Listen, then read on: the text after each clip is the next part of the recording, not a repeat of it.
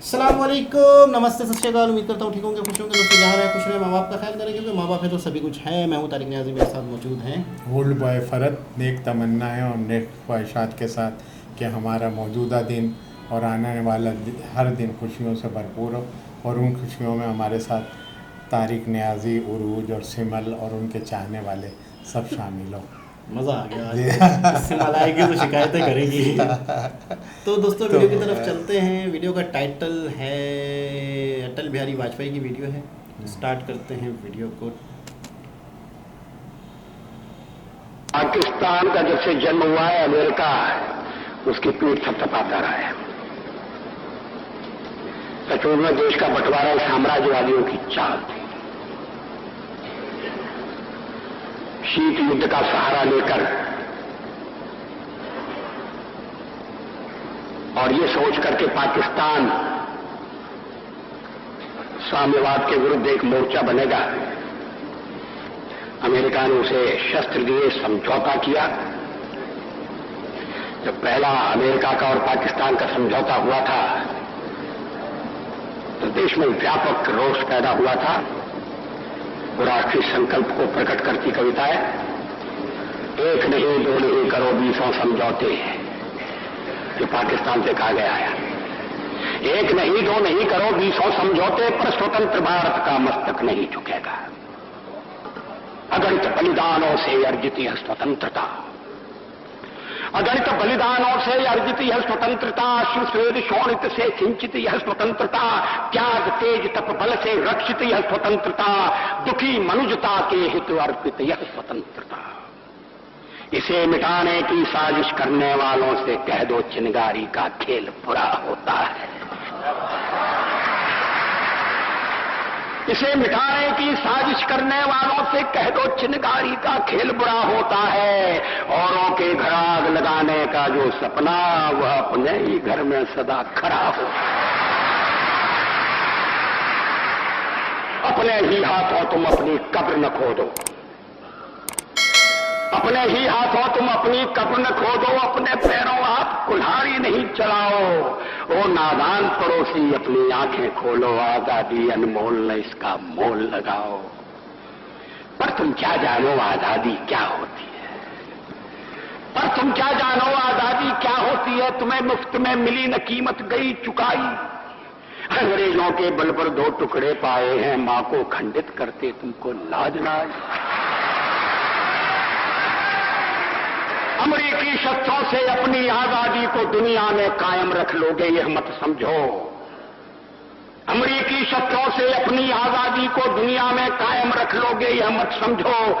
10-20 अरब dollar लेकर आने वाली बर्बादी से तुम बच लोगे ये मत समझो। धमकी जिहाद के नारों से, हथियारों से कश्मीर कभी हथिया लोगे यह मत समझो। हमलों से, अत्याचारों से, संहारों से भारत का शीश झुका लोगे यह मत समझो।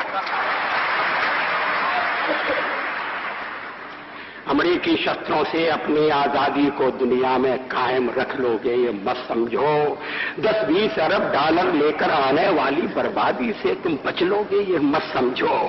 धमकी जिहाद के नारों से, अत्याचारों से, धमकी जिहाद के नारों से, हथियारों से कश्मीर कभी हथिया लोगे ये मत समझो।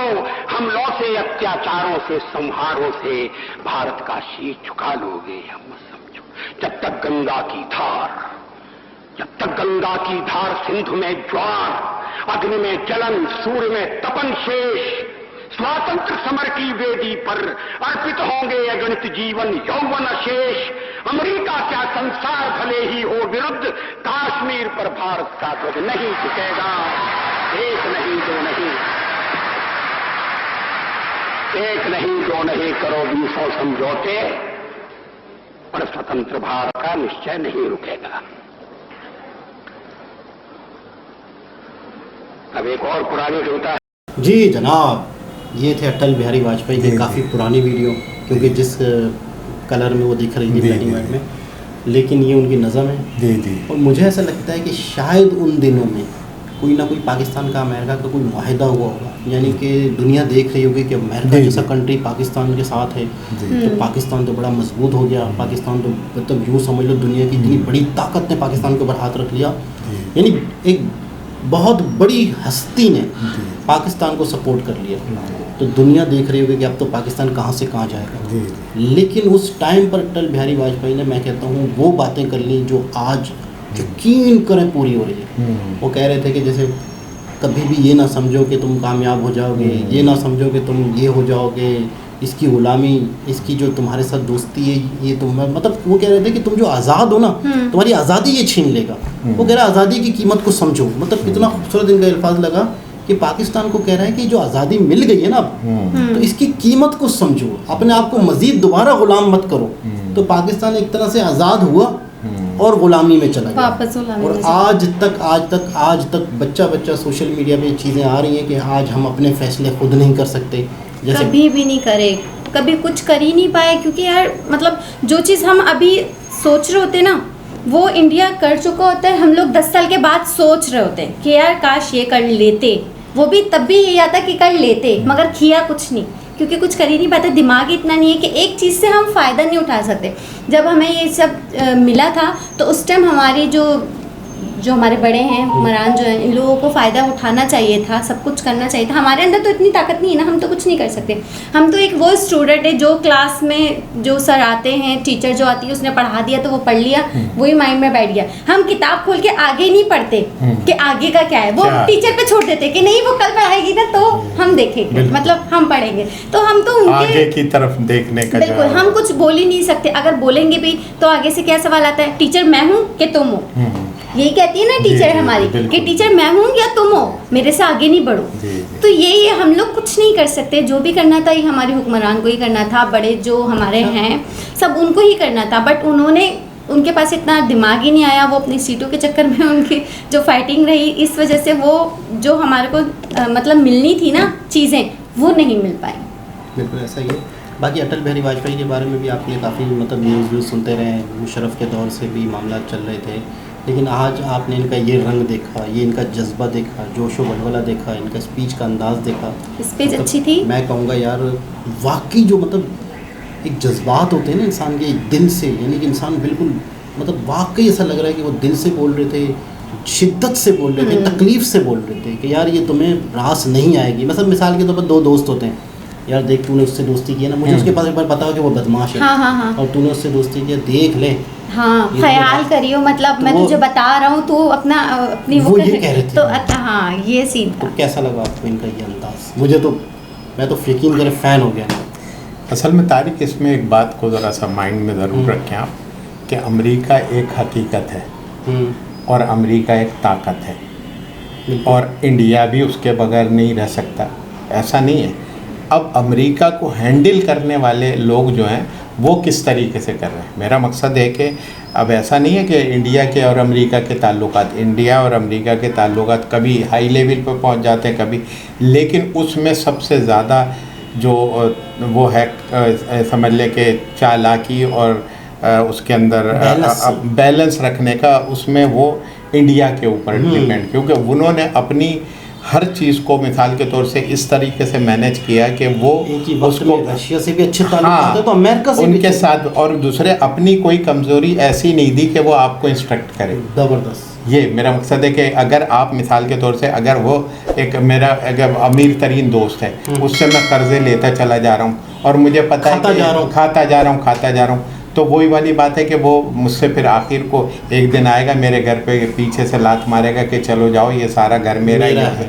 तो बात ये है कि ये उसको ठीक है, उन्होंने जो अपनी नज़म कही उसका अपना, लेकिन ये कि हम उसको नज़रअंदाज नहीं कर सकते। अमेरिका को एक दुनिया की ताकत है और उसकी एक पावर है, उसको हैंडल किस तरह से करना, उससे अपने सहूलतें कैसे ले, जो टेक्नोलॉजी है तमाम दुनिया के अंदर, बिजनेस है, ये तो कर्ज है, ये सारी चीज़ें उन्हीं के ताल्लुकात से होती हैं। लेकिन अपनी कमज़ोरी कोई ऐसी नहीं रखो कि वो आपके ऊपर गर्दन पे चढ़ के कह के ऐसा करो। तो ये हमारी कमज़ोरी ये हुई कि उन्होंने, आपको ऐसा नहीं लगता कि अमेरिका ने कर्ज दिए ही इस दिन के लिए थे कि मैंने कमज़ोर करता जाऊँ? वही मेरा मकसद है कि मैंने यही कहा ना कि इसमें हमारे हुक्मरान और उनके हुक्मरानों पे वज़न आता है कि वो किस तरीके से उसको हैंडल करते हैं। अब मेरे जैसा छोटा जहन समझता है कि ऐसा गलत हो रहा है। जैसे मिसाल के तौर पे सऊदी अरब है, अब सऊदी अरब को कोई ज़रूरत ही नहीं है कि वो अमेरिका के उसमें वो रहे, उसके पास गॉड की सबसे बड़ी ताकत हमारे, लेकिन उसके बावजूद भी वो उसका मानते हैं, उनके मातहत हैं, कतर है। मतलब जो समझ लो 50-50 साल आगे की पॉलिसियाँ बना के रखते हैं, वो किस कंट्री को किस तरह टैकल करना है।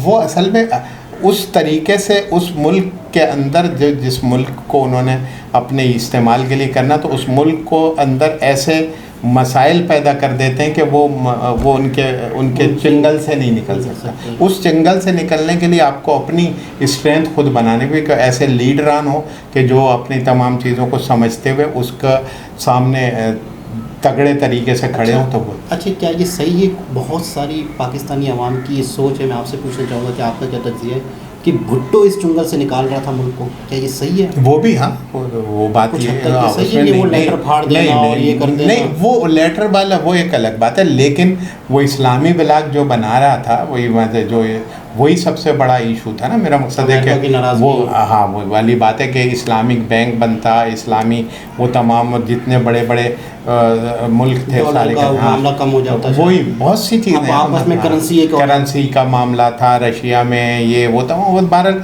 लेकिन ये कि वो उन्होंने उनको जो है ना अपने मकड़ी के जाले की तरीके से हमारे लीडरान को और हमारे मुल्क को वो जो है फंसा दिया कि अब हम उससे निकलने के लिए बस हमें एक बहरहाल वही वाली बात है कि बहुत पहले भी चले जाएं तो मौलाना अब्दुल कलाम ने भी जी वो नहीं, वो उस टाइम वो पाकिस्तान की जो वो हो रही थे टुकड़े हो रहे, तो ताकत तो उन्होंने कहा था ये ताकत को ख़त्म ना किया जाए, उसको यहीं पर तो छोटी ताकत के ज़रिए से रहोगे तो और मिट जाओगे। जी मतलब अपनी छोटी छोटी ताकत वो अच्छा, उनकी ये भी पॉलिसी अच्छी कामयाब रही, क्योंकि अगर एक बहुत बड़ी ताकत के तौर से इंडिया होता तो उसकी बहुत बड़ी ताकत होती, उन्होंने उसको करके जो ये तमाम आज वो अपने फ़ायदे उठा रहे हैं, लड़ाई और फिर हथियार भी बिक रहे हैं। शायद इतने हथियार भी उनके ना बिकते अगर वो एक ही कंट्री होता और अमन से रहता।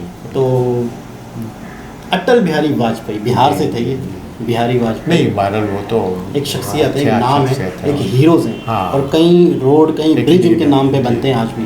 अटल टनल बनी है, शायर भी थे, इसीलिए जो है इस मामले में कुछ किसान परिवार से, मतलब क्या मतलब कुदरत ने आप लोगों को हीरे दिए, यकीन करें। बहुत खुशी होती है, बहुत अच्छा लगता है। दोबारा किसी और वीडियो के साथ आपसे मुलाकात होती है, जब तक के लिए अल्लाह।